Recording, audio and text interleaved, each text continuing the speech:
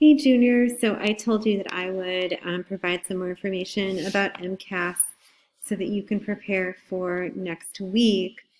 I'm going to provide you the link to this document. This is what the test looked like the last time that people took it in 2019. So you will be taking the paper version of the test. Okay, so I'm going to give you a brief overview of the test as you're going to receive it next week for ELA. There's a possibility that on your paper version of the test, you will get a prompt that looks like this. And this is asking you to write a 5-paragraph essay. They will never give you the amount of paragraphs you need to write, but just note that if there is a writing prompt the first day and there's no text attached to it, meaning there's no reading passages, and it asks you to come up with something from a book that you've read, either in or out of school, then you would come up with your own evidence, and you'd bring your own evidence from a book that you've read. So what I would do is just focus in on fences, to be honest with you, or we haven't read literature this year because it's AP Lang, and we don't read literature in AP Lang. We read nonfiction. So I would think about fences. I would think about any other book that you might have read in addition to that. And I would just apply whatever question you get to your knowledge from that book and make it work. I wouldn't spend a lot of time stressing about what book. So I'm just going to go with fences as I speak this example. So it's the same prompt every time. This part never changes. Again, think about a book you've read and apply it to whatever they give you. So this happens to be, if I go down here, this is where you want to focus to figure out what it is they're asking you to do. You always want to find the command words, so those verbs that tell you to do something. So this says identify, okay? They're always going to have an identify followed by the word explain. So here's what they want you to identify: the character, and describe how the character is influenced by a friend, a family member, a spiritual belief, or society. So they're not asking you to go through all 4, they're asking you to choose one from this box. So identify how this character, let's say Troy, is influenced by society, right? Or a family member, but you choose one. And then here's the second verb, the second command to you: explain how the character's experience is important to the work as a whole. There's always 2 things. There's always an identify and there's always an explain. So knowing that, what I would do is I would, not here, but let's open up a new Google Doc as we're taking notes. And you do have scratch paper that you can write on, so I would take time to brainstorm. You're going to say Troy, right? And Troy and society. So how is he affected by society? What in society, makes him change or react a certain way? And let's just see if that thinking matches the prompt as we remember it. If we can go back to find. So it's Troy and then with society. And now we have to think, okay, not only how the character is influenced by society, let's say, but how that character's experience is important to the work as a whole. This is super important. Always in MCAS, they're going to give you not just one thing to think about, right? But 2, and they're going to make it like just extra. There's an extra layer of challenge. So it's not only identify the character, right, and describe how that person is influenced by one of these 4 things, and we're going with society, but it's explain how the character's experience is important to the work as a whole.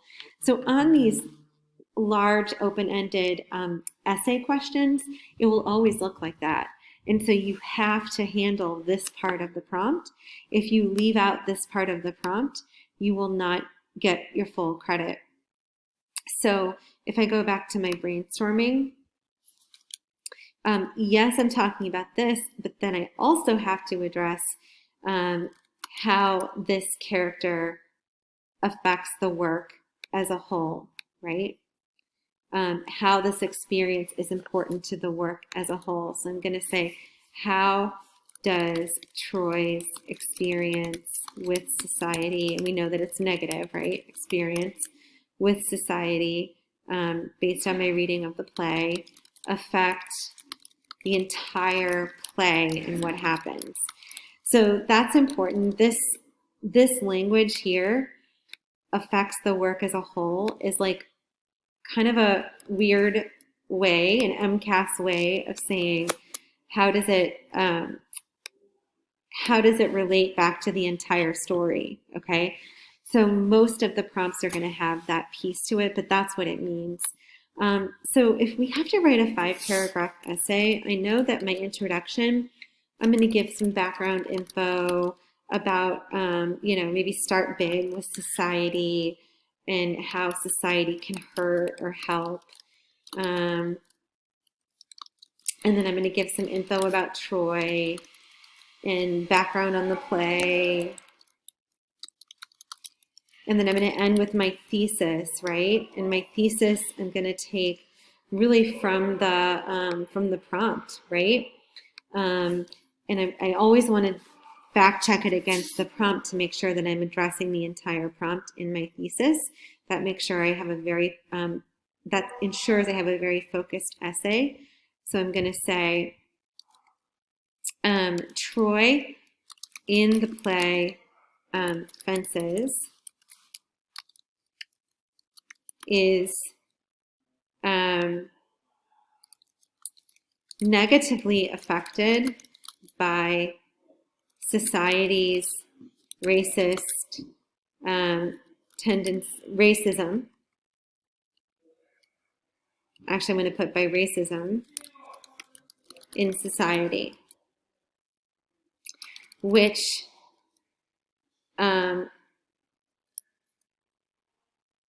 affects the entire play and characters, by making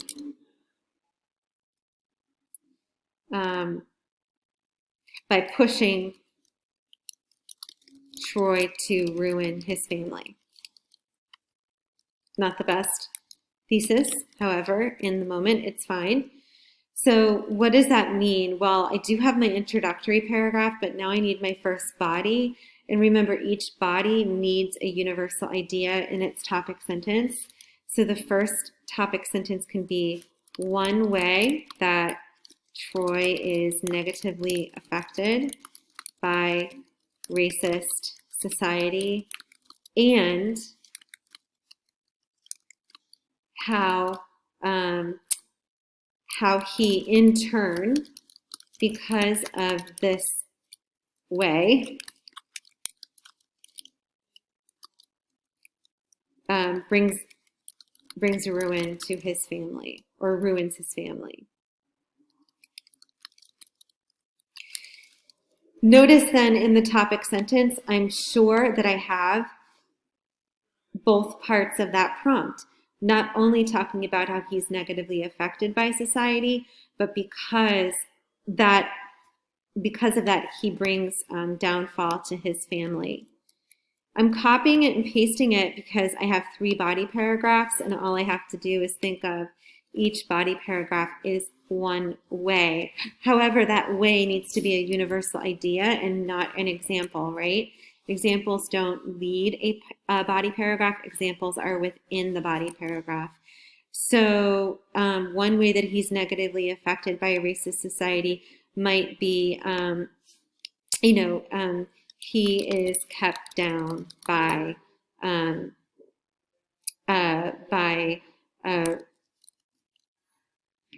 by people at his job. That might be the first one. And then the second one might be, his dream of playing in the baseball was destroyed. And not only are you talking in that paragraph then of his dream of playing baseball being destroyed, but you're addressing the impact of that destruction on his family. And so you're constantly connecting it back. And in turn, what does that impact on his family do for the entire play, right? The entire story, how is that affected? So you'd have to get into not only does it bring ruin to his family, but how does that play out in the story, right? So you constantly have to go back to how is that important to the work as a whole? Yes, it brings ruin to his family, but how do we see that ruin? How do we see that downfall in his family play out? So that's how we structure this long composition. Again, I always like to pick apart the prompt.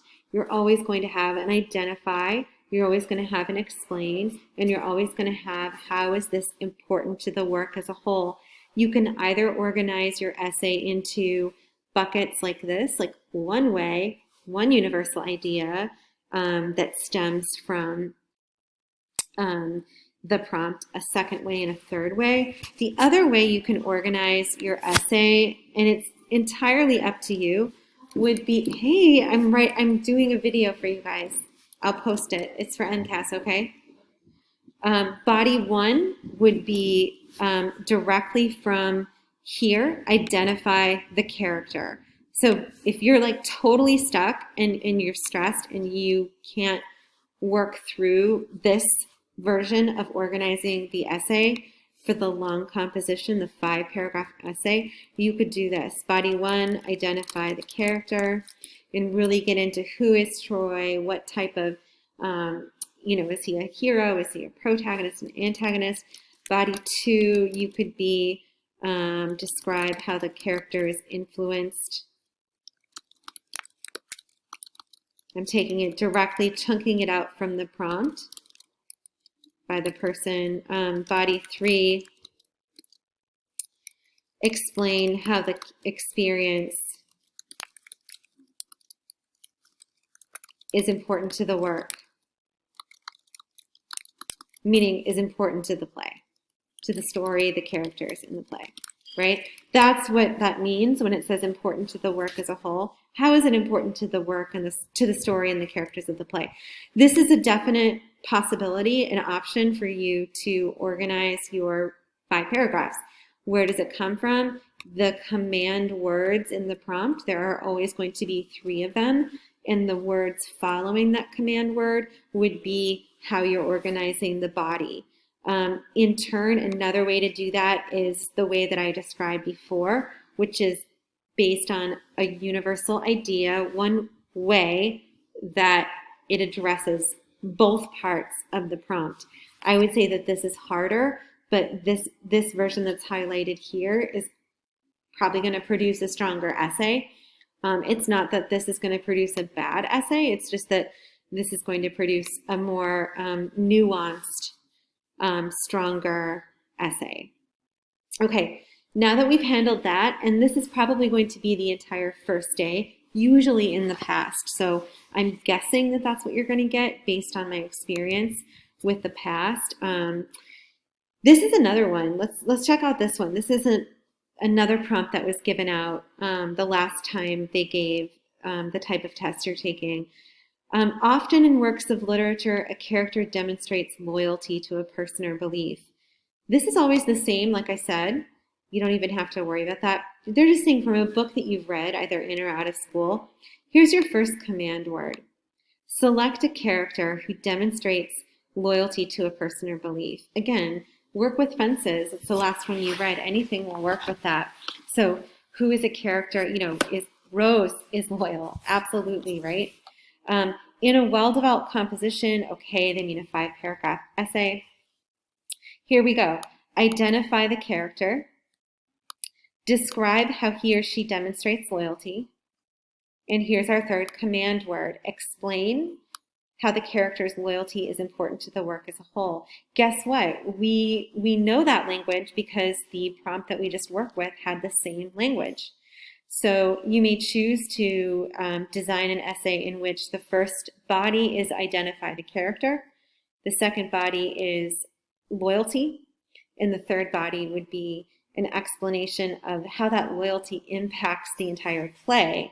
Again, another way you could do it is 3 ways that Rose or another character is loyal, and within each way, how that loyalty impacts the entire play, the characters, the plot, right? That's the more nuanced way to do it.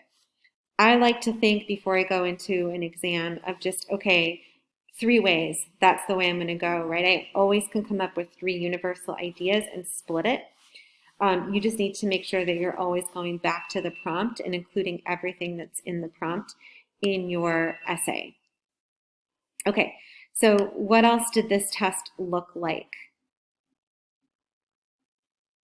You're always going to have some informational text, and you're most likely going to have at least 1 or 2 passages where you have a double passage text, meaning 2 passages for one text or for one set of reading questions.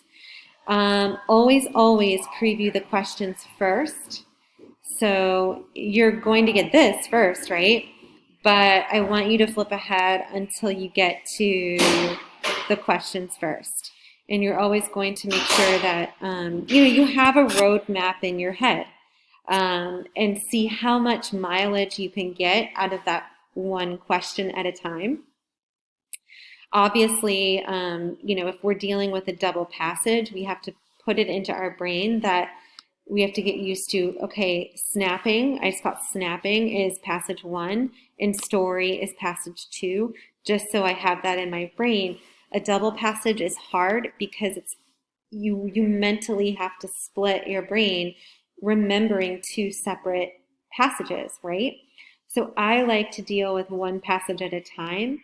So you want to locate the questions that deal just with passage 1 first, do those questions, and then work off of that knowledge that you learned from passage 1 to do a double passage reading. So essentially you're chunking your brain into different sections. So this one is a go-to question. I go back to paragraph 3. I'm going to read a little bit above paragraph 3 to give me an idea of what it's about. Let me just continue on to see. This one, again, you're going to tell your brain this requires knowledge of both passages. So remember, when you're creating a test, and use what you know for AP multiple choice, right? When you're creating a test, you want all answer choices to be true. They're true somewhere, somehow they're true. That's what makes it hard, especially the distractor. The distractor is going to be true, but not true for 100% match between the question and the answer choice. So that means that you have to really look at the entire answer choice. The mistake that students make is that they don't read the answer choices with patience and with like an analysis, an eye for analysis. They read the passage. I'm not saying don't read the passage, but you do need to get into the answer choices and treat that just as importantly as the passage. And you need to think like a test maker, not a test taker. And so figure out, okay, what's true about this answer choice? And then what's the trick?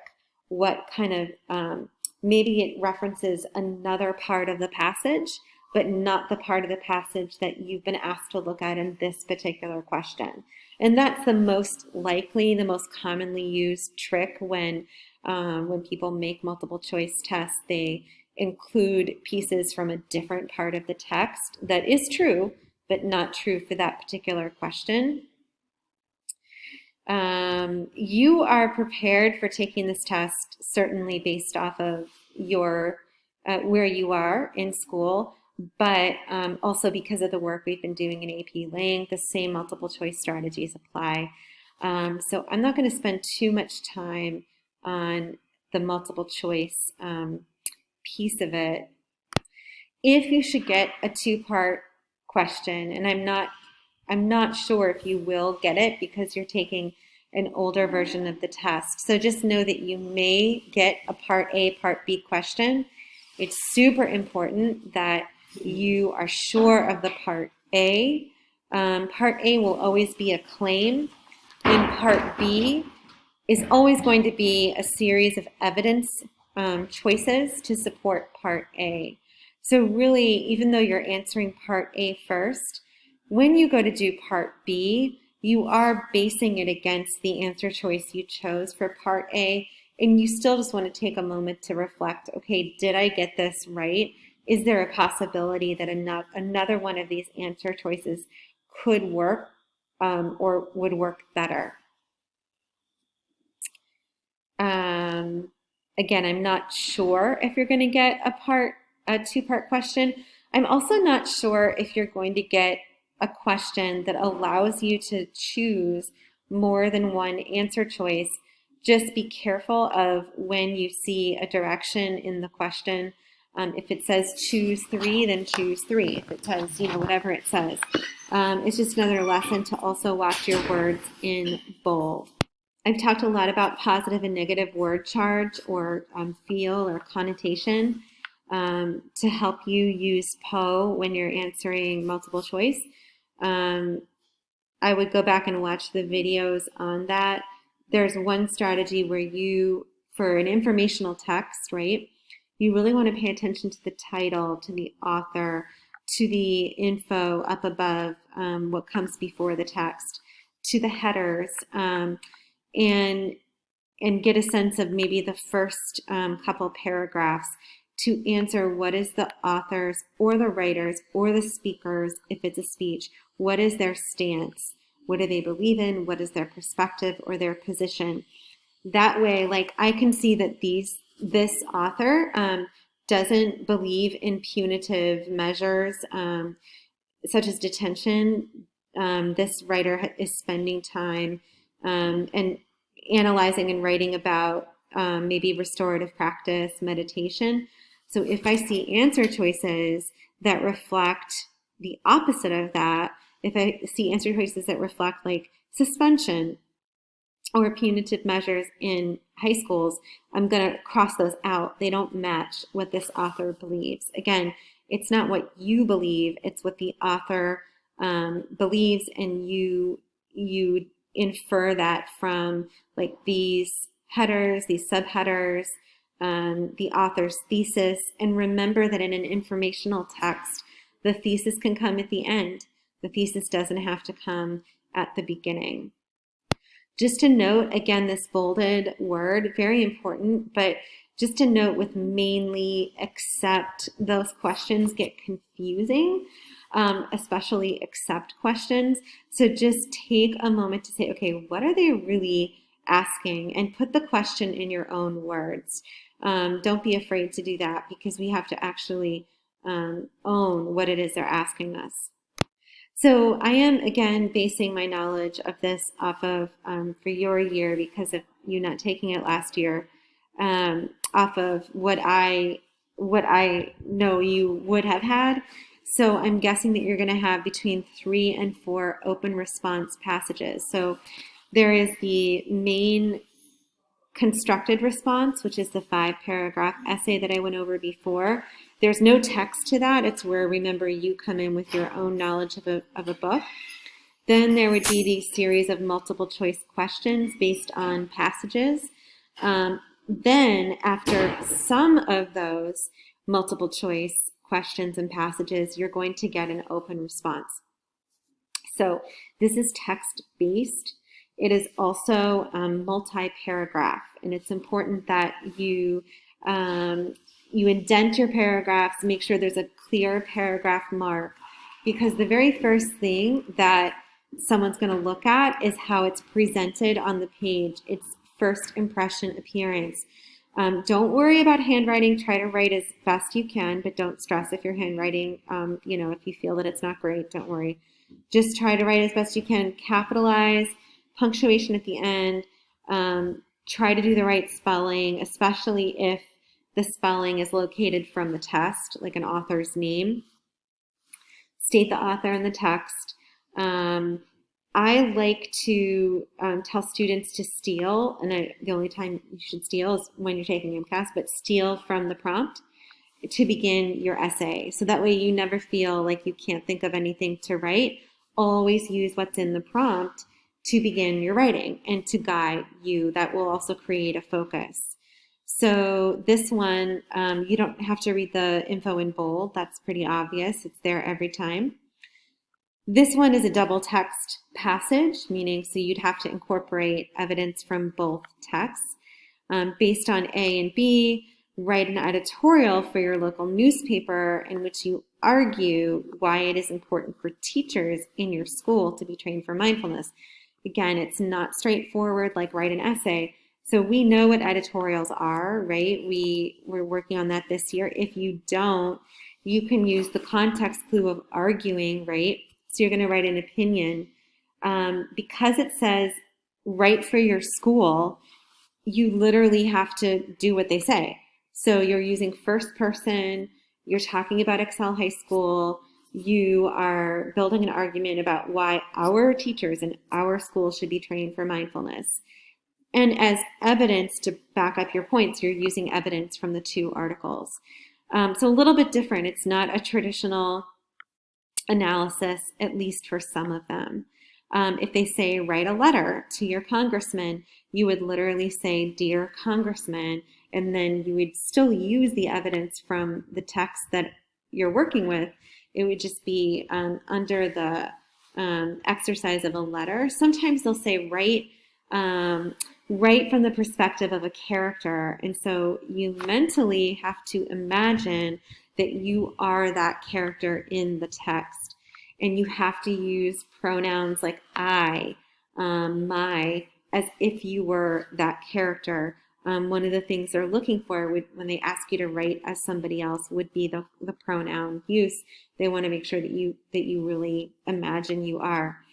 And then finally, you might get just a true analysis open response, which would look like this.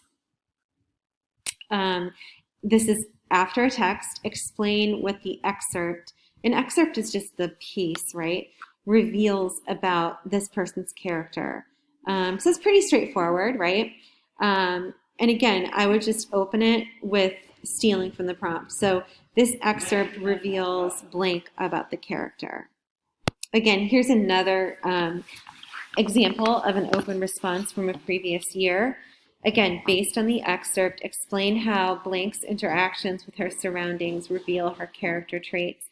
So you're really just make sure that you're answering this specific interactions with surroundings, and then what are character traits? What are her characteristics? And finally, here's another from a previous year. Based on the excerpts, explain how the descriptions of the settings in both text A and text B create mood. A little bit more tricky, right? You're focused in on how each writer of the two excerpts described the settings. Which words did they describe with metaphor, simile, imagery? Really use what you know from AP Lang as well in terms of your rhetorical devices, like use all that stuff in this test. And then you're doing this to create mood, right? So you want to show off what you know about mood. So I think that's it. Definitely watch what I've given you before if you want more practice. You can always, I can include the link for practice. It's just that you're not taking the computer-based exam, you're taking the paper one. And let me know if you have questions, and I know you'll do awesome. So just think positively, and I will see you soon.